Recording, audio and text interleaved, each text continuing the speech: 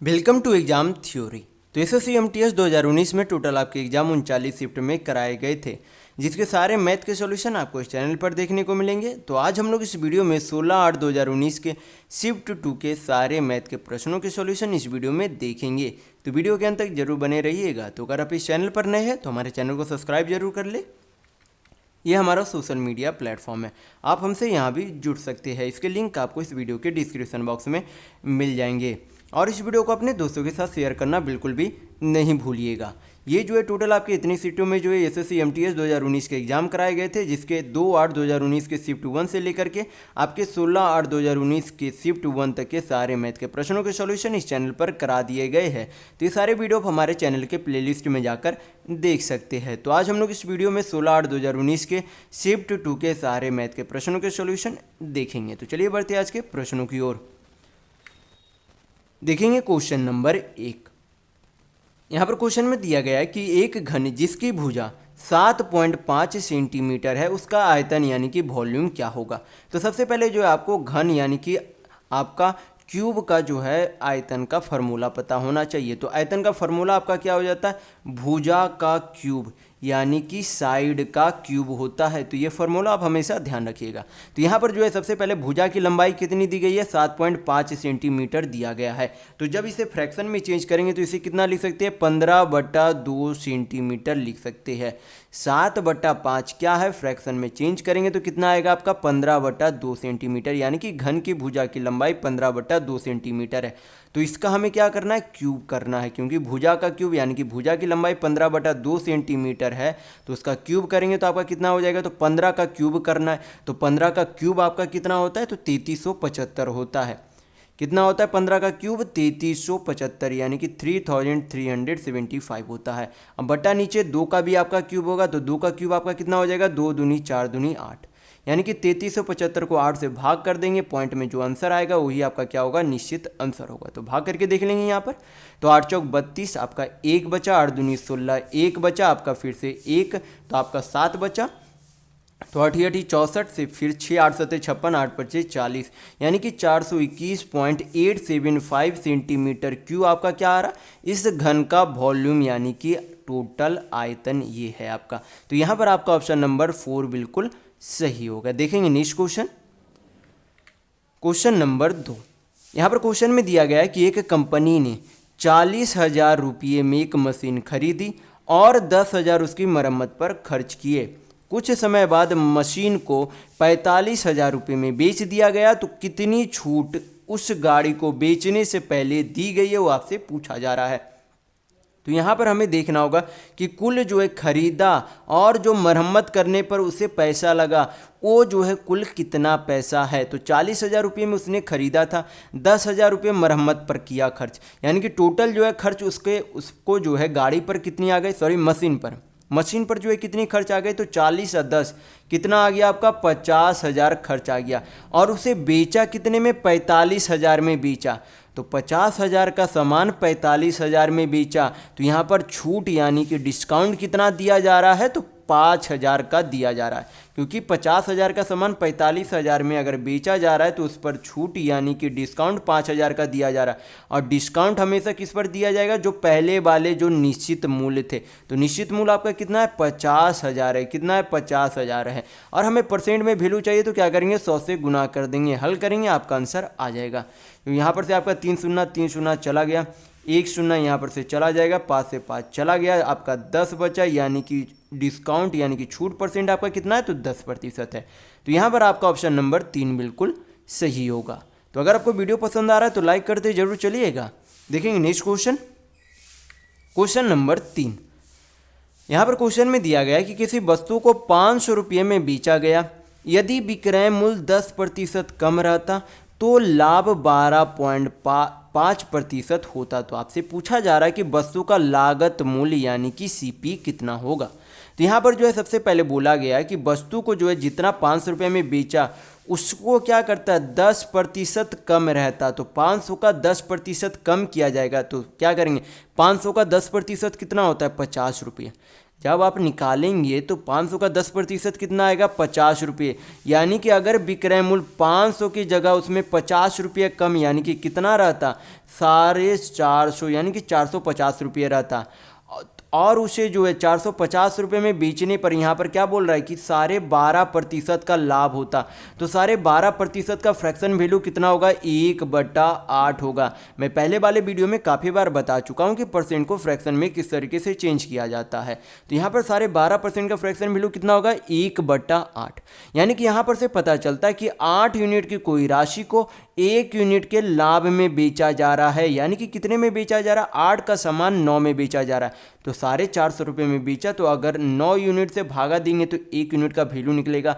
और हमें क्या चाहिए वस्तु का क्रय मूल्य चाहिए। तो ये जो आपका 8 यूनिट है वो क्या है असल में क्रय मूल्य है। तो यहाँ पर से 1 यूनिट का वैल्यू हमें चाहिए क्या 8 यूनिट का वैल्यू चाहिए। तो इंटू 8 करेंगे तो आपका क्या निकल जाएगा वस्तु का क्रय मूल्य यानी कि सीपी निकल जाएगा। तो हल करेंगे आपका कितना आ जाएगा यहाँ पर से 9 पचे 45 यानी कि 50, 8 पचे गुना करेंगे तो कितना आ जाएगा यहाँ पर से 400 आएगा। यानी कि इस वस्तु का क्रय मूल्य कितना होगा 400 रुपये होगा। तो यहाँ पर आपका ऑप्शन नंबर 4 बिल्कुल सही होगा। देखेंगे नेक्स्ट क्वेश्चन, क्वेश्चन नंबर 4। यहाँ पर क्वेश्चन में दिया गया है कि 6 पेंसिल का मूल्य जो है 30 रुपये है और 12 कलमों का मूल्य जो है 120 रुपये है। तो आपसे पूछा जा रहा है कि 50 पेंसिल और 50 कलमों का औसत मूल्य यानी कि एवरेज जो है आपका मूल्य यानी कि कॉस्ट है वो कितना है, वो आपसे पूछा जा रहा है। तो यहाँ पर सबसे पहले हम लोग क्या निकाल सकते हैं कि एक पेंसिल का क्रय मूल्य कितना है। क्या निकाल सकते एक पेंसिल का क्रय मूल्य कितना है। तो अगर 6 पेंसिल को कितना में खरीदा गया 30 रुपये में, टोटल कितने पेंसिल खरीदे गए 6 पेंसिल खरीदे गए। तो अगर 30 को 6 से भाग करेंगे तो आपका क्या निकल जाएगा एक पेंसिल का क्रय मूल्य निकल जाएगा। तो यहाँ से कितना आ जाएगा 5 रुपये आ जाएगा। फिर उसी तरीके से हम लोग पेन का भी यानी कि एक पेन का क्रय मूल्य निकाल सकते हैं। तो अगर 12 कलमों का मूल्य जो है कितना 120 रुपये, तो टोटल 120 रुपये खर्च किया गया, उनमें से 12 रुपये पेन लाया यानी कि टोटल 12 पेन लाए। तो यहाँ पर से भाग देंगे तो आपका क्या आ जाएगा एक पेन का क्रय मूल्य तो कितना यहाँ पर है 10 रुपये। तो यहाँ पर बोला गया कि उसे जो है 50 पेंसिल और 50 कलमें खरीदे। तो टोटल अगर एक पेंसिल का दाम 5 रुपये है तो 50 पेंसिल का दाम कितना हो जाएगा तो 5 पचे 25 यानी कि 250 रुपये होगा। फिर अगर एक पेन का दाम 10 रुपये है तो 50 पेन का दाम कितना हो जाएगा तो 10 पचे 25 यानी कि 10 × 50 करेंगे तो कितना हो जाएगा 500। दोनों को जोड़ देंगे तो आपका क्या निकल जाएगा कुल मूल्य जो कि पेन और पेंसिल में खरीदने में लगा है। तो 500 और 250 आपका कितना हो जाएगा 750 हो जाएगा। हमें क्या चाहिए औसत मूल्य चाहिए। तो क्या करना होगा कुल पेंसिल प्लस कुल कलम के योग से क्या कर देंगे भाग कर देंगे। तो टोटल जो है पेंसिल 50 है कलम 50 है, तो कुल मिलाकर कितने वस्तु खरीदे गए यानी कि कितने जो है खरीदे गए तो 50 50 100 खरीदे गए यानी कि 100 से भाग कर देंगे तो आपका क्या निकल जाएगा औसत मूल्य यानी कि एवरेज कॉस्ट आपका निकल जाएगा। तो हल करेंगे आपका यहाँ पर से दूध सुनना सुनना चला गया, यहाँ पर से आपका कितना आ जाएगा 7.5 रुपीज़ आपका क्या आ गया एवरेज कॉस्ट आएगा। तो इस क्वेश्चन का आपका 7.5 बिल्कुल सही आंसर होगा। देखेंगे नेक्स्ट क्वेश्चन, क्वेश्चन नंबर 5। यहाँ पर क्वेश्चन में दिया गया है कि एक आदमी यात्रा पर निकलता है, उसने कुल 16 घंटों की यात्रा की। दूसरी दूरी का जो है पहला आधा भाग उसने 40 किलोमीटर प्रति घंटा और दूसरा आधा भाग जो है 60 किलोमीटर प्रति घंटा की गति से तय करता है। तो पूछा जा रहा है आपसे कि उसने कुल कितनी दूरी यानी कि कुल जो है ये आधा भाग पहला वाला आधा भाग प्लस दूसरा वाला आधा भाग यानी कि कुल मिलाकर उसने कितनी दूरी तय की ये आपसे पूछा जा रहा है। तो यहाँ पर सबसे पहले एक आपको फार्मूला पता होना चाहिए और मैं भी काफ़ी बार पहले आपको बता चुका हूँ कि समय बराबर आपका क्या होता है दूरी बटा चाल होता है यानी कि टाइम बराबर डिस्टेंस बाई स्पीड होता है। तो ये फार्मूला आप हमेशा ध्यान रखिएगा। तो यहाँ पर क्या करेंगे हमें जो है कुल समय तो दिया गया है, यहाँ पर से हम लोग क्या मान सकते हैं सबसे पहले यहाँ पर हम लोग मान लेंगे कि पहला आधा जो भाग है वो हम लोग क्या मान लेते कि 1 किलोमीटर है। पहला आधा जो भाग है वो कितना 1 किलोमीटर है और दूसरा आधा भाग क्योंकि दोनों आधा ही भाग है तो दूसरा आधा भाग भी हम लोग क्या मान लेते हैं, 1 किलोमीटर ही है, क्योंकि अगर पहला आधा भाग 1 किलोमीटर है तो ऑब्वियसली आपका दूसरा आधा भाग भी 1 किलोमीटर होगा। तो टोटल कुल कितना दूरी हो जाएगा, 1 किलोमीटर प्लस 1 किलोमीटर, यानी कि कुल दूरी आपका 2a किलोमीटर है। यानी कि हमें अगर कुल दूरी चाहिए तो हमें 2a का वैल्यू चाहिए होगा।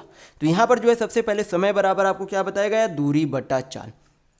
तो दूरी जो है पहला आधा दूरी यानी कि 1 किलोमीटर कितने की चाल से चलता है, 40 किलोमीटर की चाल से चलता है। तो ऊपर दूरी नीचे चाल, यानी कि आधा दूरी जितना समय तय करने में लगता है वो यहाँ पर से निकल जाएगा। फिर बोला कि दूसरी आधी दूरी, यानी कि दूसरी आधी दूरी भी 1 किलोमीटर और चाल कितना है, 60 किलोमीटर प्रति घंटा है। तो यहाँ पर से आपका क्या आ गया, दूसरी आधी चाल का समय आ गया। दोनों को जोड़ देंगे तो क्या निकल जाएगा, कुल समय। और यहाँ पर कुल समय कितना दिया गया है, 16 घंटे दिए गए हैं। तो यहाँ पर बराबर आपका कितना हो जाएगा, 16। तो यहाँ पर क्या करेंगे, 40 और 60 का एलसीएम ले लेंगे, हल करेंगे, आपका बाकी सारा हल करेंगे। ए का वैल्यू आएगा तो 2a का भी वैल्यू आसानी से निकाल सकते हैं। तो पहले हम लोग यहाँ पर 60 और 40 का एलसीएम लेंगे तो कितना आएगा, 120। 40 दिया 120 होता है, 60 दूनी 120 होता है, यानी कि 3a प्लस 2a आपका कितना हो जाएगा, 5a होगा। बराबर आपका कितना हो जाएगा, 16 हो जाएगा। काटेंगे यहाँ पर तो कितना बार में चला जाएगा, 24 बार में चला जाएगा। तो a बराबर आपका कितना आ जाएगा यहाँ पर से, 16 दूनी 32, 16 चौक 64, यानी कि 384 किलोमीटर आएगा। ए बराबर यानी कि आधी दूरी कितनी आ गई, 384 किलोमीटर। लेकिन हमें कुल दूरी यानी कि 2a का वैल्यू चाहिए। तो अगर a का वैल्यू 384 किलोमीटर है तो 2a का वैल्यू कितना हो जाएगा, तो इसमें क्या करेंगे, 2 से गुना कर देंगे तो आपका कितना आएगा, 4 दूनी 8, 38 दूनी 76, यानी कि कुल दूरी आपकी कितनी है, तो 768 किलोमीटर है। तो यहाँ पर आपका ऑप्शन नंबर 4 बिल्कुल सही होगा। देखेंगे नेक्स्ट क्वेश्चन, क्वेश्चन नंबर 6। यहाँ पर क्वेश्चन में दिया गया है कि किसी बेलन के आयतन तथा वक्र पृष्ठीय क्षेत्रफल यानी कि लेटरल सरफेस एरिया के बीच का अनुपात संख्यात्मक रूप से 14:1 यानी कि 14:1 है। यदि बेलन की ऊंचाई 50 सेंटीमीटर है तो बेलन का आयतन यानी कि वॉल्यूम कितना होगा, ये आपसे पूछा जा रहा है। तो यहाँ पर जो है सबसे पहले आपको जो है बेलन के आयतन का फार्मूला पता होना चाहिए।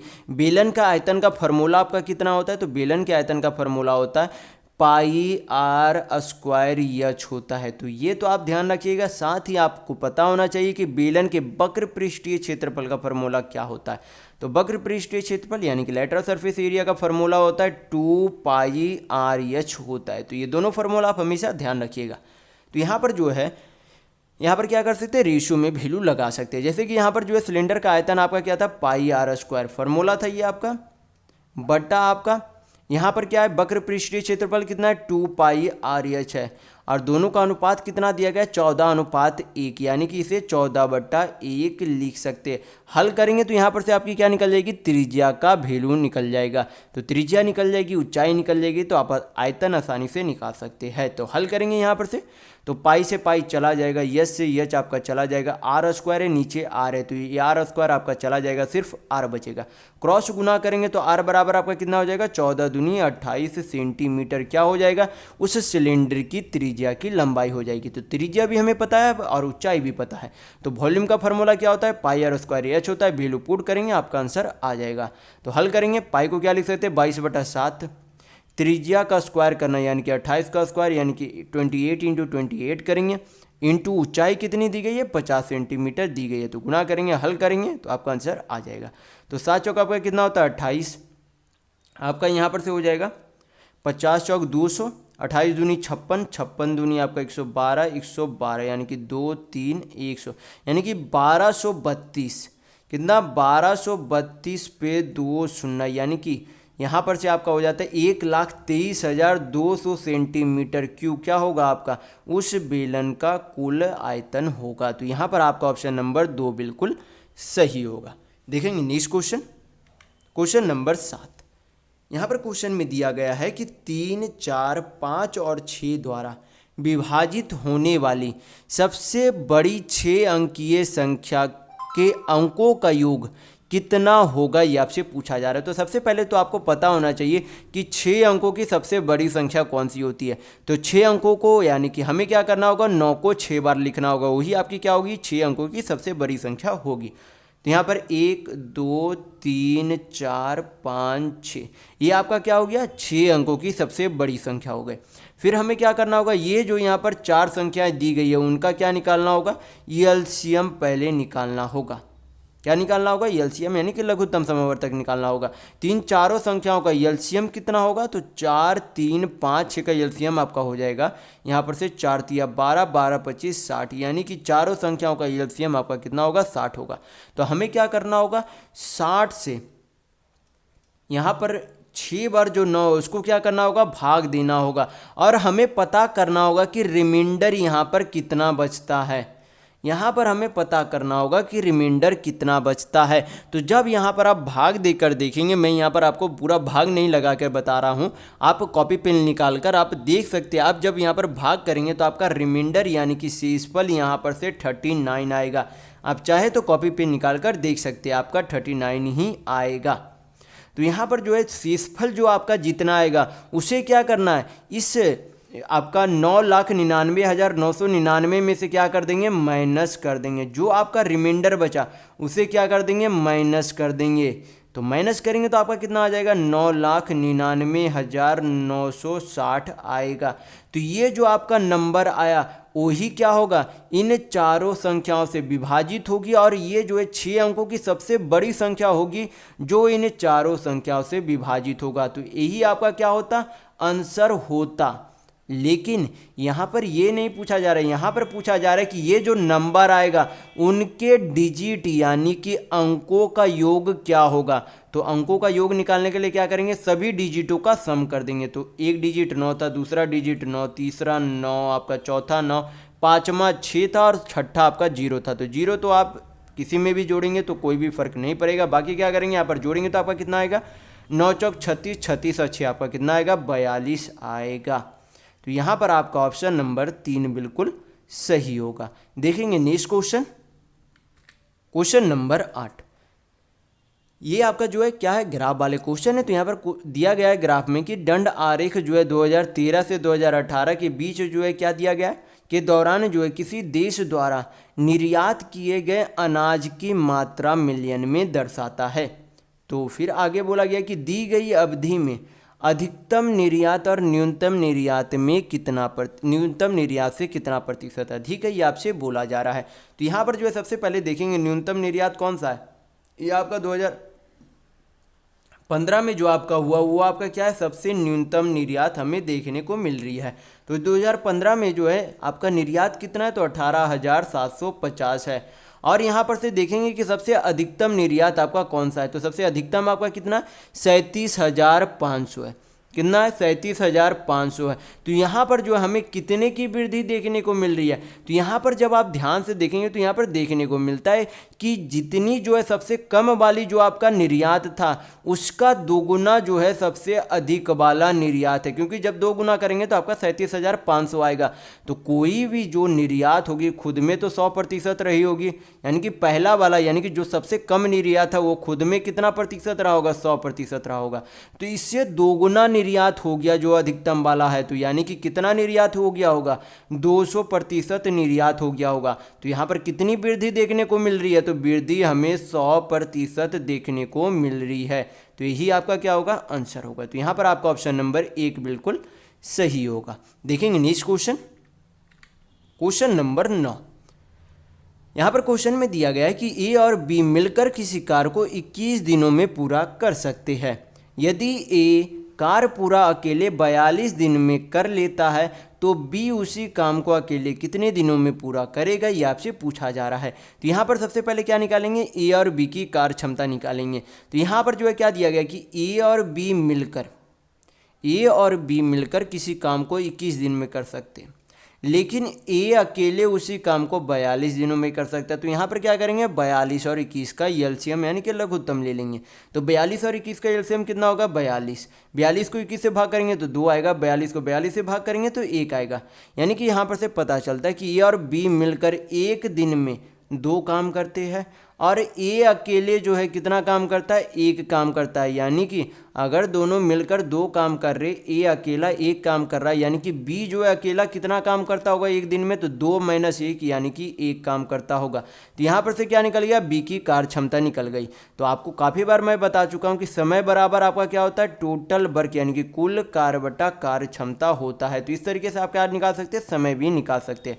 तो ये जो आपका एलसीएम आता है वही क्या होता है, टोटल वर्क होता है। यानी कि बी को अगर कोई काम करना है तो इतना टोटल काम उसे करना होगा। तो 42 काम करना है बटा टोटल काम हो गया आपका। बी की कार्य क्षमता यानी कि कितने की कार्य क्षमता से करेगा, 1 की कार्य क्षमता से करेगा। हल करेंगे आपका क्या निकल जाएगा, बी का समय निकल जाएगा कि वो अकेले कितने दिनों में कार्य को पूरा कर सकता है। तो 42/1 यानी कि आपका क्या हो जाएगा, 42 डेज होगा। तो यहाँ पर आपका ऑप्शन नंबर 1 बिल्कुल सही होगा। देखेंगे नेक्स्ट क्वेश्चन, देखेंगे क्वेश्चन नंबर 10। यहाँ पर क्वेश्चन में दिया गया है कि प्रथम 7 अभाज्य संख्या यानी कि प्राइम नंबर की माध्यिका यानी कि मीडियन क्या होगी। तो अभाज्य संख्या मतलब क्या हो जाता है आपका, प्राइम नंबर। प्राइम नंबर जिसके केवल 2 फैक्टर होते हैं, एक तो उस संख्या का खुद ही एक फैक्टर होता है और एक उस संख्या का फैक्टर 1 होती है और उस संख्या का कोई भी फैक्टर नहीं हो सकता। तो यहाँ पर जो है प्रथम 7 अभाज्य संख्या तो कौन कौन सी हो जाएगी, 2 से आपका सबसे छोटा अभाज्य संख्या होता है, उसके बाद 3, उसके बाद आपका 5, 7, 7 के बाद आपका हो जाता है 11, 11 के बाद आपका 13, 13 के बाद 17। तो ये टोटल कितने हो गए, 3, 3, 6, 1, 7 हो गए। तो यहाँ पर टोटल हम लोगों ने क्या किया, 7 अभाज्य संख्या लिख ली। माध्यिका निकालने के लिए क्या करेंगे, बीच की संख्या ढूंढेंगे। तो बीच की संख्या आपकी कौन सी हो जाएगी, जो 4th नंबर पे जो संख्या होगी वही आपकी क्या होगी, माध्यिका होगी। तो इधर आपका 3 संख्या, इधर आपकी 3 संख्या, बीच में ये जो है 4थी नंबर पे संख्या, यही आपकी क्या होगी, मीडियन यानी कि माध्यिका होगी। तो यहाँ पर आपका ऑप्शन नंबर 1 बिल्कुल सही होगा। देखेंगे नेक्स्ट क्वेश्चन, क्वेश्चन नंबर 11। यहाँ पर क्वेश्चन में दिया गया है कि ए, बी और सी अकेले किसी कार्य को 40 दिन, 120 दिन और 36 दिनों में कर सकते हैं। ए और बी एक साथ मिलकर 20 दिनों तक कार्य कर उसे जो अधूरा छोड़ देते हैं। तो आपसे पूछा जा रहा है कि सी कार्य को आगे बढ़ाता है और उसे अकेले पूरा करता है, तो कार्य पूरा करने में सी को जो है कितना दिन लगे, ये आपसे पूछा जा रहा है। तो यहाँ पर सबसे पहले क्या करेंगे, ए, बी और सी की कार्य क्षमता निकालेंगे। तो यहाँ पर जो है ए अकेले कितने दिनों में काम को कर सकता है, 40 दिन में। कितने दिनों में, 40 दिन में। बी जो है उसी काम को 120 दिनों में कर सकता है और सी जो है उसी काम को 36 दिनों में कर सकता है। तो यहाँ पर जो आपका एलसीएम कितना हो जाएगा, 40 और 120 का एलसीएम 120 और इसका 36 का एलसीएम आपका कितना हो जाएगा, यहाँ पर से आपका हो जाएगा 360। कितना हो जाएगा, यानी कि इन तीनों संख्याओं का एलसीएम यानी कि लघुत्तम कितना होगा, 360 होगा। तो 360 को 40 से भाग करेंगे तो आपका कितना आएगा, 9। 360 को 120 से भाग करेंगे तो कितना आएगा, 3। और 360 को 36 से भाग करेंगे 10 आएगा। यानी कि यहाँ पर से पता चलता है कि ए की कार्य क्षमता 9 है, बी की कार्य क्षमता 3 है, सी की कार्य क्षमता 10 है और ये जो आपका रहता है वो क्या रहता है, टोटल वर्क यानी कि कुल कार्य होता है।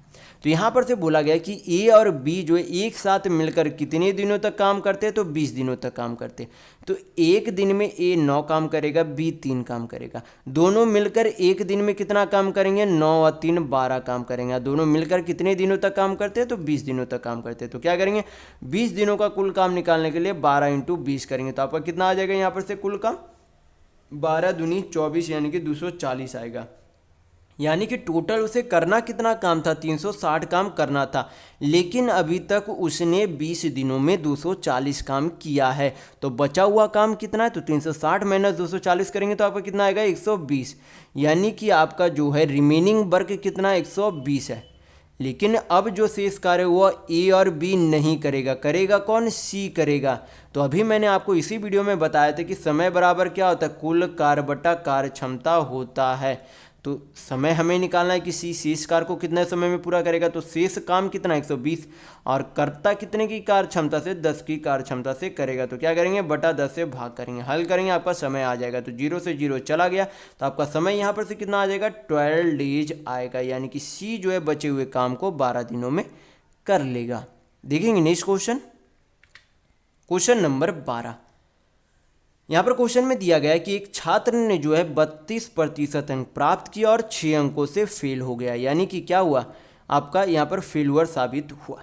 तो यहाँ पर आगे बोला गया कि यदि उसने 36% अंक जो है प्राप्त किए होते तो वह 2 अंकों से उत्तीर्ण यानी कि पास हो जाता।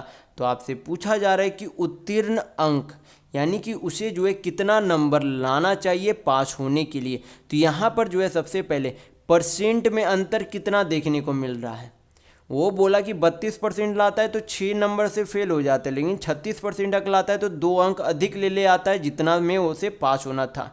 तो यहाँ पर परसेंट में अंतर कितना है, 36 माइनस 32 करेंगे तो आपका कितना आ जाएगा 4%। और 4% का वैल्यू कितना है, ये जो आपका 6 अंक है और ये जो 2 अंक है क्या हो जाएंगे, जुट जाएंगे। कितना हो जाएगा 8 अंक, यानी कि 4% का वैल्यू कितना 8 रन है। तो 1% का वैल्यू कितना होगा 2 रन होगा। और कोई भी जो है खुद में जो है किसी भी छात्र में अगर कोई परीक्षा देता है उसका जो है खुद में स्कोर जो है कितना रहता होगा 100%। कोई भी परीक्षा जो होती है उसका नंबर यानी कि अधिकतम अंक 100% रहती है। तो अगर 1% का वैल्यू अगर 1% का वैल्यू 2 है, 2 नंबर है तो 100% का वैल्यू कितना हो जाएगा 200 नंबर। अगर 1% का वैल्यू 2 नंबर है तो 100% का वैल्यू 200 नंबर होगा। तो यहाँ पर 200 में हमें क्या चाहिए, 200 का 32% चाहिए, 200 का 32%, लेकिन अभी भी फेल हो जाता है। तो पास करने के लिए क्या करेंगे, +6 नंबर करेंगे, तब वह क्या हो जाएगा, व्यक्ति पास हो जाएगा। तो हल करेंगे आपका आंसर आ जाएगा 2 शून्य 2 शून्य चला गया, 32 दूनी 64 +6 यानी कि उत्तीर्ण होने के लिए उसे कितना नंबर चाहिए, तो 70 नंबर चाहिए। तो यहाँ पर आपका ऑप्शन नंबर 3 बिल्कुल सही होगा। देखेंगे नेक्स्ट क्वेश्चन, क्वेश्चन नंबर 13। यह आपका ग्राफ का क्वेश्चन है। तो ग्राफ में दिया गया है कि यदि कंपनी की बिक्री यहाँ पर 336 यानी कि 40 लाख है और राजस्व का 75% खर्चों के लिए आवंटित किया जाता है तो मजदूरी और प्रदेय यानी कि डिलीवरी पर खर्च की गई कुल राशि कितनी है, ये आपसे पूछा जा रहा है। तो यहाँ पर जो है क्या दिया गया, वितरण का 12%, जैसे कि खरीद का 37.5%, वेतन में 23%, किराया में 22.5% और ब्याज में 5% दिया गया है। यहाँ पर ग्राफ में क्या दिया गया, परसेंट खर्च दिया गया। तो यहाँ पर बोला गया कि कुल जो है कंपनी की जो है बिक्री जो है कितनी होती है, 40 लाख की होती है। और क्या बोला गया कि 75% उसका क्या होता है, असल में खर्च होता है। तो 75% कितना हो जाता है, फ्रैक्शन वैल्यू 3/4, यानी कि अगर उसने उसे 40,000 में बेचा है तो उसका 3/4 यानी कि 40,000 नहीं 40 लाख का 3/4 क्या रहा होगा, उस मतलब कि उस कंपनी के लिए उस चीज़ को बनाने के लिए क्या आया होगा, खर्च आया होगा। तो यहाँ पर से 40 लाख का 3/4 कितना होगा, 30 लाख होगा। कितना होगा, 30 लाख होगा। 40 लाख का 3/4 फ्रैक्शन वैल्यू 30 लाख होगा। और हमें क्या चाहिए, यहाँ पर जो है मजदूरी और प्रे का कुल जो है, प्रदेय का जो है कुल खर्च आपसे पूछा जा रहा है। तो यहाँ पर जो है मजदूरी यानी कि यहाँ पर से मजदूरी यानी कि वेतन और प्रदेय यानी कि डिलीवरी यानी कि वितरण में जो है देखेंगे कि कुल कितने प्रतिशत का जो है खर्च किया गया। तो वितरण में 12% का खर्च किया गया और डिलीवरी यानी कि जो प्रदेय है उसमें कितना खर्च किया गया, 23% का खर्च किया गया। तो कुल योग कितना हो जाएगा, 23 और 12 35% होगा। यानी कि कुल खर्च कितना हुआ है, 35% हुआ है। यानी कि हमें क्या निकालना होगा, 30 लाख का 35% निकालना होगा। तो 35% आपका कितना हो जाएगा, 35/100, 2 शून्य 2 शून्य चला गया, 35 दिया कितना होगा 105, 105 पर आपका कितना हो जाएगा 4 शून्य होगा। यानी कि 10,50,000 क्या होता है आपका वितरण यानी कि मजदूरी और वितरण यानी कि डिलीवरी में खर्च आता है। तो यहाँ पर आपका ऑप्शन नंबर 4 बिल्कुल सही होगा। देखेंगे नेक्स्ट क्वेश्चन, क्वेश्चन नंबर 14।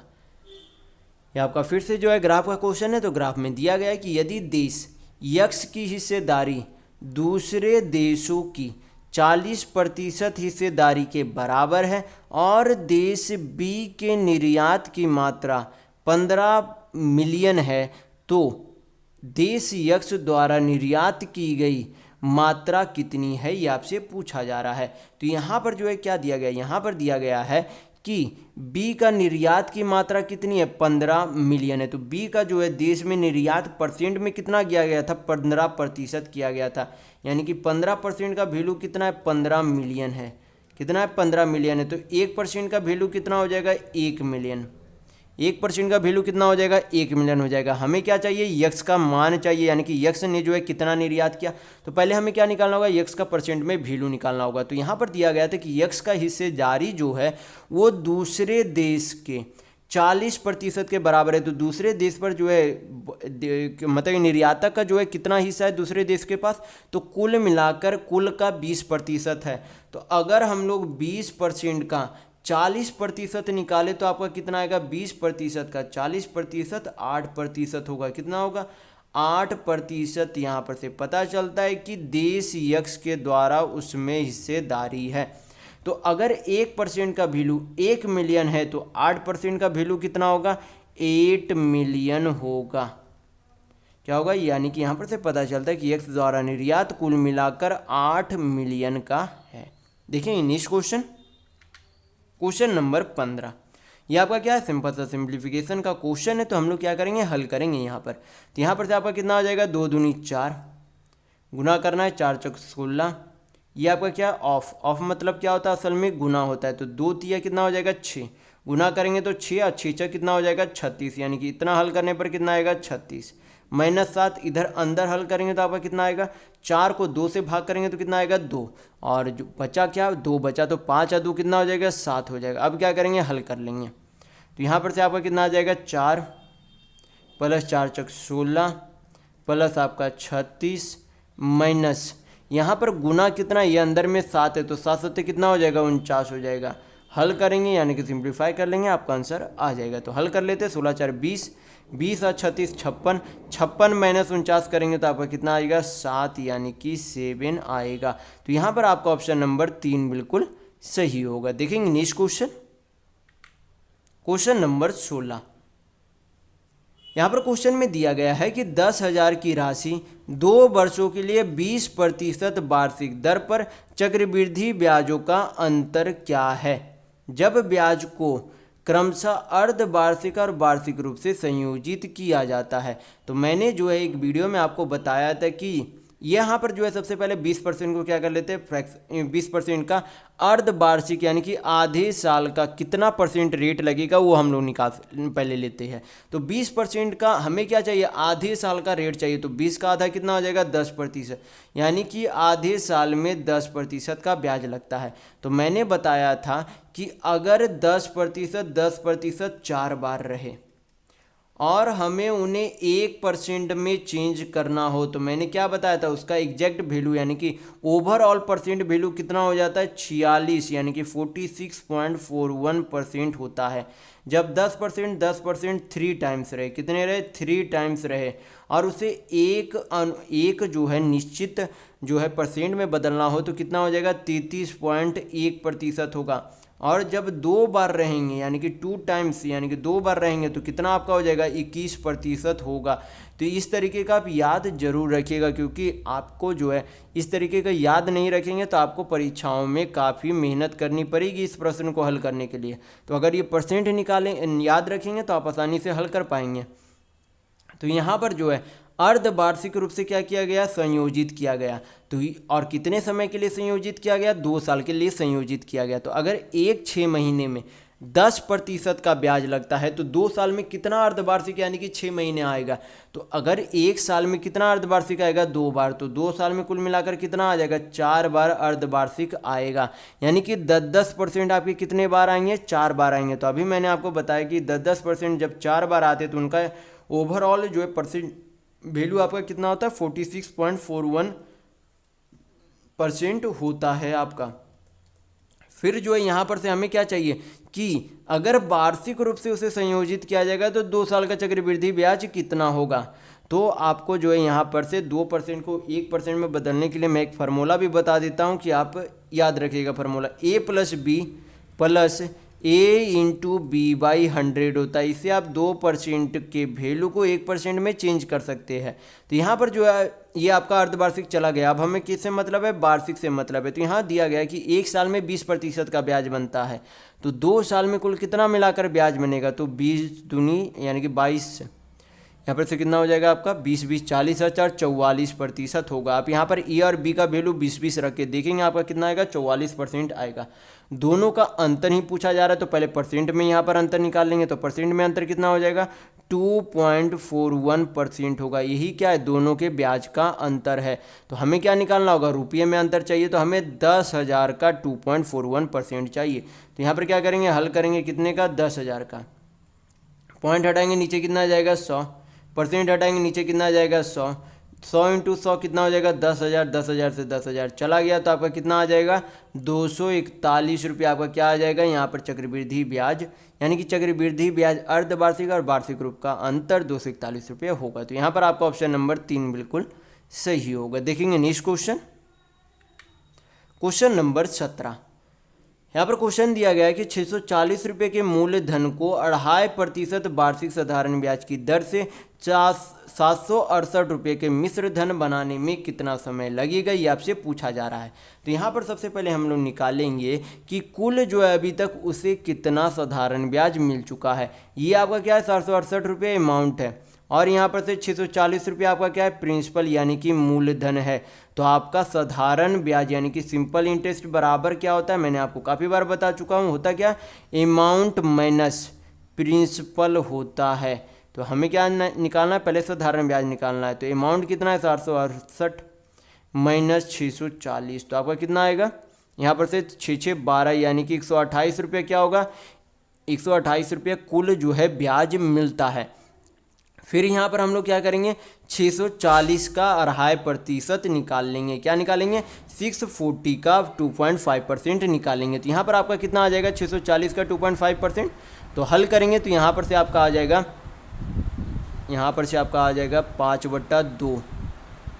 हम लोग निकाल के यहाँ पर देख लेते तो 640 इंटू 2.5%, पॉइंट हटाएंगे नीचे 1 2 3 25 चौक 100 यानी कि 40, यहाँ से काटेंगे तो कितना बार में चला जाएगा 16 चौक 64, यानी कि एक साल में कितना साधारण ब्याज बनता है तो 16 रुपये साधारण ब्याज बनता है। और टोटल जो यहाँ पर साधारण ब्याज अभी तक कितना बन चुका है तो 128 रुपया बन चुका है। तो अगर हमें समय निकालना है तो क्या करेंगे कुल साधारण ब्याज में से एक साल का साधारण ब्याज अगर भाग कर देंगे तो क्या निकल जाएगा यहाँ पर से आपका समय यानी कि टाइम निकल जाएगा। तो टाइम आपका कितना आ जाएगा तो भाग काटेंगे यहाँ से तो कितना बार में चला जाएगा 8 बार में चला जाएगा, यानी कि कुल मिलाकर 8 साल में 128 रुपये साधारण ब्याज प्राप्त होता है। तो यहाँ पर आपका ऑप्शन नंबर 2 बिल्कुल सही होगा। देखेंगे नेक्स्ट क्वेश्चन, क्वेश्चन नंबर 18। यहाँ पर क्वेश्चन में दिया गया है कि ए बी सी और डी जो है 4:8:11:15 के अनुपात में लाभ बांटना है। यदि न्यूनतम और अधिकतम अनुपातों के बीच जो है 22,000 का अंतर है तो अन्य दो अनुपातों का योग जो है क्या है ये आपसे पूछा जा रहा है। तो यहाँ पर सबसे पहले दिया गया कि अधिकतम कौन सा है जिसका यूनिट में वैल्यू सबसे बड़ा होगा वो अधिकतम, और न्यूनतम जिसका यूनिट में वैल्यू सबसे कम होगा वो न्यूनतम।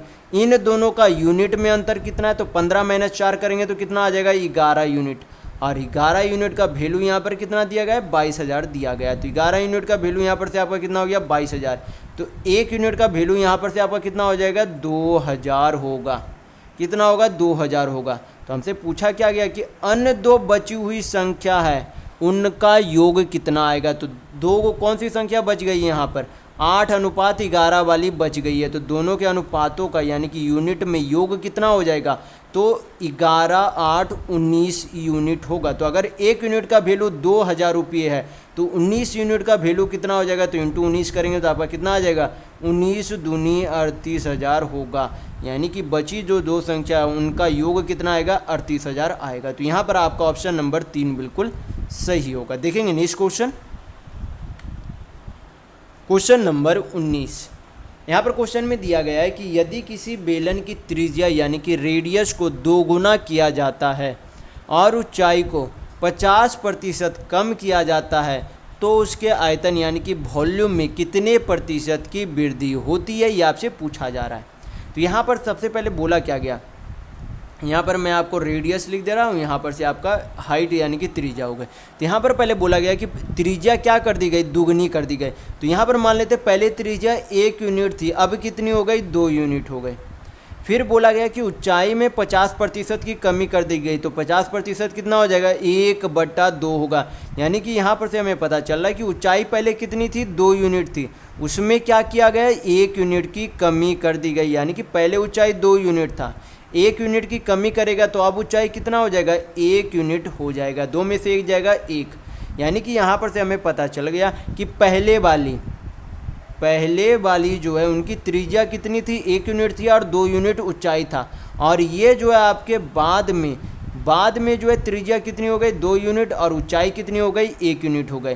तो यहाँ पर फिर आपको पता होना चाहिए कि बेलन का आयतन का फार्मूला क्या होता है। मैं इसी वीडियो में आपको बता चुका हूँ कि आयतन का फार्मूला क्या हो जाता है, πr² होता है। तो ये फार्मूला आप हमेशा ध्यान रखिएगा। तो यहाँ पर क्या करेंगे, फार्मूला पे वैल्यू पुट करेंगे, आपका आंसर आ जाएगा आसानी से। तो यहाँ पर जो है पहले वाले में पुट करेंगे तो पाई r यानी कि त्रिज्या पहले वाले का कितना, 1 यूनिट, तो 1 का स्क्वायर 1 ही रहेगा। h यानी कि ऊंचाई कितनी दी गई है, 2 यूनिट, हल करेंगे तो आपका कितना आ जाएगा, 2π आएगा। फिर दूसरा वाला निकालेंगे तो पाई r², r कितना है दूसरे वाले में, 2 यूनिट है, तो कितना हो जाएगा, 2 दूनी 4, इंटू ऊंचाई यहाँ पर कितना है दूसरे वाले का यानी कि बाद वाले का 1 यूनिट है, तो यहाँ पर 1, तो आपका कितना हो जाएगा, 4 × 1 यानी कि 4π होगा। तो यहाँ पर से हमें पता चल रहा है कि पहले जो है बेलन का आयतन 2 यूनिट था, अब कितने हो गए, 4 यूनिट हो गए। तो कितने की वृद्धि देखने को मिली, 2π वृद्धि देखने को मिली। कितने में, 2π में। परसेंट में वैल्यू चाहिए तो 100 से गुना करेंगे, 2π चला गया तो आपका कितना आ गया, 100%, यानी कि कुल मिलाकर 100% की वृद्धि हुई है। तो यहाँ पर आपका ऑप्शन नंबर 4 बिल्कुल सही होगा। देखेंगे नेक्स्ट क्वेश्चन नंबर 20। यहाँ पर क्वेश्चन में दिया गया है कि किसी परिवार में 2 दादा दादी, 2 माता पिता और 4 बच्चे हैं। 2 साल पहले दादा दादी की औसत आयु यानी कि एवरेज एज कितना है, 72 था। 1 साल पहले माता पिता की औसत आयु कितनी थी, 36 वर्ष थी। फिर वर्तमान में जो है बच्चों की औसत आयु कितनी है, 12 वर्ष है। तो आपसे पूछा जा रहा है कि परिवार की वर्तमान औसत आयु यानी कि प्रेजेंट एवरेज एज कितना है, ये आपसे पूछा जा रहा है। तो यहाँ पर सबसे पहले हम लोग क्या करेंगे, वर्तमान में दादा दादी के आयु का योग निकालेंगे। तो यहाँ पर क्या बोला गया है कि दादा दादी यानी कि यहाँ पर टोटल कितने लोग हैं, 2 लोग हैं, एक दादा है एक दादी है। तो टोटल कितने लोग हैं, 2 लोग हैं। 2 लोगों का औसत कितना है, 72 है। तो 72 × 2 करेंगे तो आपका क्या निकल जाएगा, 2 साल पहले दादा और दादी का कुल आयु निकल जाएगा। तो 72 दुनिया आपका कितना होगा, 144। और यहाँ पर बोला गया कि 2 साल पहले का ये उम्र है। तो यहाँ पर से हमें पता चलता है अगर 2 साल पहले दादा का उम्र का योग यहाँ पर जोड़ा गया है, तो अगर वर्तमान में लाना है तो हमें क्या करना होगा, दादा का भी 2 साल बढ़ाना होगा और दादी का भी 2 साल बढ़ाना होगा। यानी कि कुल मिलाकर, यानी कि योग में कुल मिलाकर 4 साल बढ़ाना होगा। तो हमें क्या निकल जाएगा, वर्तमान आयु का योग निकल जाएगा दादा और दादी का। तो 144 + 4 करेंगे तो आपका कितना हो जाएगा, 148। तो दादा दादी का वर्तमान आयु का योग आ गया। अब क्या करेंगे, माता पिता। यहाँ पर बोला गया कि 1 साल पहले माता पिता की औसत आयु कितनी थी, 36। तो कुल कितने लोग हैं, 2 लोग हैं। तो 36 दूना कितना हो जाएगा, 72। यानी कि माता पिता की आयु का योग 72 है। और ये 1 साल पहले था, तो वर्तमान आयु में जो है 1 साल माता की भी बड़ी होगी, 1 साल पिता की भी, यानी कि कुल मिलाकर 2 साल बढ़ गया। तो कितना हो जाएगा, अब योग हो जाएगा 72 और 2 74 हो जाएगा। फिर बोला गया कि बचा हुआ अब क्या है, बच्चा यहाँ पर टोटल कितने लोग थे, 4 बच्चे थे। और इन 4 बच्चों का वर्तमान आयु का औसत कितना दिया गया, 12 वर्ष दिया गया। तो गुना करेंगे तो कितना हो जाएगा, 12। टोटल 4 बच्चे हैं, उनका औसत 12 है। गुना करेंगे तो आपका कितना आ जाएगा, 12 × 4 = 48। यानी कि उन 4 बच्चों का आयु का योग कितना है, 48 है। जोड़ेंगे तो सभी का क्या निकल जाएगा, आयु का योग निकल जाएगा। तो पहले हम लोग जोड़ेंगे, आपका यहाँ पर आएगा 8 × 4 = 12, 12 × 8 = 20, 0 2 14 7 21 4 25 25 7 2 27। यानी कि यहाँ पर से निकल गया क्या, आपका यहाँ पर से कुल उम्र निकल गया, कुल मिलाकर दादा दादी माता पिता और 4 बच्चे का। हमें औसत चाहिए तो क्या करेंगे, टोटल जितने भी आदमी यानी कि टोटल जितने पर्सन थे उनसे भाग कर देंगे। तो 2 यहाँ पर दादा दादी आपके, 2 माता पिता, 4 बच्चे थे।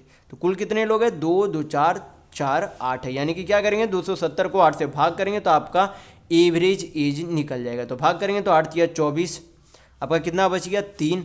तो 8 दूनी 8 दिया आपका, यहाँ पर से फिर से 24 होगा, 6 बचेगा तो 8 सत्ते 56, फिर आपका 4 बचेगा तो 8 बचे 40, यानी कि 33.75 आपका क्या है, एवरेज एज है। तो यहाँ पर आपका ऑप्शन नंबर 1 बिल्कुल सही होगा। देखेंगे नेक्स्ट क्वेश्चन, क्वेश्चन नंबर 21। यहाँ पर दिया गया है कि 0.8 रेशियो यक्स, यहाँ पर जो प्रोपोर्शनल 5:8 दिया गया, तो आपसे पूछा जा रहा है कि यक्स किसके बराबर है। तो हम लोग जो है इसको जो है इस तरीके से भी लिख सकते हैं, जैसे कि 0.8 है बटा यक्स लिख सकते हैं, प्रोपोर्शनल को यहाँ पर इक्वल टू दे सकते हैं, अब बराबर आपका क्या हो जाएगा 5/8 हो जाएगा। हल करेंगे आपका आंसर आ जाएगा। तो यहाँ पर से हल कर लेंगे हम लोग, तो यहाँ पर से आपका आएगा यक्स बराबर कितना हो जाएगा, यहाँ पर से 8×8 = 64, यानी कि 6.4 बाई आपका कितना आ जाएगा 5 आएगा। तो भाग करके देख लेंगे, यहाँ पर आपका ये 6.4 है, तो भाग करेंगे तो इतना आ जाएगा 12, यानी कि 12×25 = 60 हो जाएगा। यहाँ पर 1.2, 4 बचा तो आपका कितना हो जाएगा 25×8 = 40 होगा, यानी कि यक्स बराबर आपका वैल्यू कितना आएगा 1.28 आएगा। तो यहाँ पर आपका ऑप्शन नंबर 2 बिल्कुल सही होगा। देखेंगे नेक्स्ट क्वेश्चन, क्वेश्चन नंबर 22। यहाँ पर क्वेश्चन में दिया गया है कि यदि किसी उत्पाद के विक्रय मूल्य को 2 गुना करने पर परिणामी लाभ मूल्य लाभ का 6 गुना होता है, तो आपसे पूछा जा रहा है कि मूल्य लाभ प्रतिशत कितना है, ये आपसे पूछा जा रहा है। तो यहाँ पर क्या बोला गया है कि विक्रय मूल्य 2 गुना किया गया, यानी कि पहले अगर एसपी थे तो 2 गुना कितना हो गया होगा, यानी कि यहाँ पर से अगर पहले एसपी थे, पहले 1 एसपी था तो अब कितना हो गया 2 एसपी हो गया, यानी कि कितने की वृद्धि की गई है, पहले 1 एसपी था अब 2 एसपी हो गया, यानी कि कितने की वृद्धि की गई 1 एसपी की वृद्धि की गई। और फिर बोला कि लाभ जितना था वो 6 गुना हो गया, यानी कि प्रॉफिट अगर पहले माने कि पी था तो अब कितना हो गया 6p हो गया, तो कितने की वृद्धि की गई 5p की वृद्धि की गई, यानी कि यहाँ पर 5p हो गया।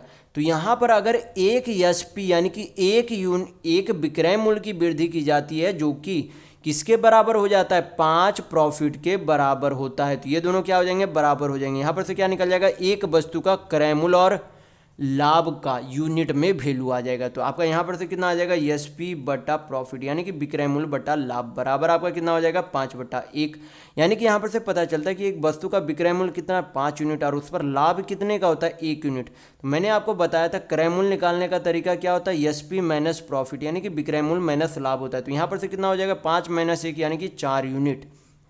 तो 4 यूनिट आपका क्या है विक्रय मूल्य है। तो हमें क्या निकालना है लाभ प्रतिशत निकालना है, सब चीज़ हमें पता है, हल करेंगे आपका आंसर आ जाएगा। तो यहाँ पर जो है प्रॉफिट कितने का हो रहा है 1 यूनिट का, प्रॉफिट परसेंट हमेशा किस पर निकाली जाती है क्रय मूल्य पर, तो क्रय मूल्य कितना है 4 यूनिट, परसेंट में वैल्यू चाहिए 100 से गुना करेंगे, हल करेंगे आपका आंसर आ जाएगा। 4 से काटेंगे तो कितना बार में चला जाएगा 25 बार में, यानी कि ओवरऑल आपका कितने का लाभ होता है तो 25% यानी कि 25% का लाभ होता है। तो यहाँ पर आपका ऑप्शन नंबर 3 बिल्कुल सही होगा। देखेंगे नेक्स्ट क्वेश्चन, क्वेश्चन नंबर 23। ये आपका क्या है सिंप्लीफिकेशन का सिंपल सा क्वेश्चन है, यक्स का वैल्यू चाहिए इसमें हमें, तो यक्स का वैल्यू निकाल लेंगे हल करके। तो हल करते हम लोग है, तो 28 को 4 से भाग देंगे तो आपका कितना आएगा 7, 7 × 7 बचेगा तो आपका 7 7 कितना हो जाएगा 49 प्लस बाकी आगे हल करेंगे। 44 को 4 से भाग देंगे तो आपका कितना आएगा 11, 11 को 7 से गुना करेंगे तो कितना आएगा 77 माइनस 12 × x आपका कितना हो जाएगा 12x बराबर आपका कितना हो जाएगा 18। हल करेंगे यहाँ पर से आगे आप, तो -12x बराबर आपका कितना हो जाएगा यहाँ पर से 9 × 7 = 16, 1 × 7 = 4, 11 × 1 = 12, यानी कि 126 में से 18 जाएगा तो आपका कितना बचेगा 126 में से 18 जाएगा तो आपका 108 बचेगा। तो माइनस से माइनस आपका चला गया, 12 नमा आपका कितना हो गया 108, यानी कि x बराबर आपका कितना हो जाएगा वैल्यू 9 यानी कि 9 होगा। तो यहाँ पर आपका ऑप्शन नंबर 1 बिल्कुल सही होगा। देखेंगे नेक्स्ट क्वेश्चन, क्वेश्चन नंबर 24। यहाँ पर क्वेश्चन में दिया गया है कि 2 हवाई जहाज़ों की गतियों का अनुपात कितना है 7:15 है। यदि पहली हवाई जहाज़ जो है 3 घंटों में 1050 किलोमीटर की दूरी तय करता है तो दूसरी हवाई जहाज़ की गति कितनी है, ये आपसे पूछा जा रहा है। तो आपको पता होना चाहिए सबसे पहले कि चाल बराबर आपका क्या होता है, चाल बराबर आपका हो जाता है दूरी बटा समय होता है, यानी कि स्पीड बराबर डिस्टेंस बाई टाइम होता है। तो ये फार्मूला आप हमेशा ध्यान रखिएगा क्योंकि आपको ये हमेशा ज़रूरत पड़ती है। तो यहाँ पर जो है क्या किया गया कि पहले हवाई जहाज़ का समय दिया गया है, दूरी दी गई है, तो हम लोग चाल निकाल सकते हैं पहले हवाई जहाज़ की। तो पहले हवाई जहाज़ की चाल बराबर क्या करेंगे, दूरी, तो दूरी कितनी है 1050 बटा समय, समय कितना है 3 घंटा। हल करेंगे तो कितना आएगा 3 तिया 9, 3 पचे 15, यानी कि 350 किलोमीटर प्रति घंटा क्या है पहले वाले हवाई जहाज़ की चाल है। और यहाँ पर जो है यूनिट में वैल्यू कितना दिया गया, पहले वाले जो है हवाई जहाज़ की चाल की 7 यूनिट दिया गया है। तो अगर टोटल जो आपका चाल दिया गया उसको अगर 7 यूनिट से भाग कर दे तो क्या निकल जाएगा, 1 यूनिट का वैल्यू निकल जाएगा। और हमें क्या चाहिए, दूसरे वाले जहाज़ की चाल चाहिए, यानी कि हमें 15 यूनिट का वैल्यू चाहिए। तो यहाँ पर अगर 7 से भाग देंगे तो 1 यूनिट का वैल्यू आ जाएगा। 15 यूनिट का वैल्यू चाहिए तो क्या करेंगे, 15 से गुना कर देंगे। हल करेंगे आपका क्या निकल जाएगा, आपकी दूसरे जहाज़ की चाल निकल जाएगी। तो हल करते हैं यहाँ पर से 7 पचे आपका कितना हो जाएगा 35, यानी कि 50। अब 15 पचे आपका कितना हो जाएगा 75 होगा, यानी कि आपके दूसरी जहाज़ की गति कितनी है, तो 750 किलोमीटर प्रति घंटा है। तो यहाँ पर आपका ऑप्शन नंबर 4 बिल्कुल सही होगा। देखेंगे नेक्स्ट क्वेश्चन, देखेंगे क्वेश्चन नंबर 25। यहाँ पर क्वेश्चन में दिया गया है कि दो संख्याओं का घनों का अंतर कितना है, 999 है। संख्याओं का अनुपात कितना दिया गया है, 4:3 के अनुपात में है। तो आपसे पूछा जा रहा है कि छोटी संख्याओं के वर्ग जो है कितना होगा। तो छोटी संख्या यहाँ पर जो है रेशियो में वैल्यू कितना है 3 यूनिट, तो 3 का स्क्वायर करेंगे तो कितना आएगा 9 यूनिट, यानी कि जो भी छोटी संख्या वो 9 से कटनी चाहिए। तो यहाँ पर जो है कौन सी संख्या जो है 9 से कट रही है, 100 9 से आपका नहीं कटेगा। 81 आपका 9 से कट रहा है, यानी कि ये आपका आंसर हो सकता है। 49 आपका 9 से नहीं कट रहा है, यानी कि ये नहीं होगा। 64 भी आपका 9 से नहीं कट रहा है, यानी कि ये भी नहीं हो सकता। यानी कि आपका एक ही ऑप्शन बचता है जो कि 9 से कट रहा है, तो यही आपका क्या होगा, सही आंसर होगा। यानी कि आपका ऑप्शन नंबर 2 बिल्कुल सही होगा। तो इस वीडियो में बस इतना ही। अगर आपको वीडियो पसंद आया तो लाइक कीजिएगा, नए हैं तो चैनल को सब्सक्राइब जरूर कर लीजिएगा। यह हमारा सोशल मीडिया प्लेटफॉर्म है, आप हमसे यहाँ भी जुड़ सकते हैं। इसके लिंक आपको इस वीडियो के डिस्क्रिप्शन बॉक्स में मिल जाएंगे। और इस वीडियो को अपने दोस्तों के साथ शेयर करना बिल्कुल भी नहीं भूलिएगा, ताकि उन्हें भी इस वीडियो से लाभ मिल सके। तो इस वीडियो में बस इतना ही, मिलते हैं अगले वीडियो में, तब तक के लिए धन्यवाद।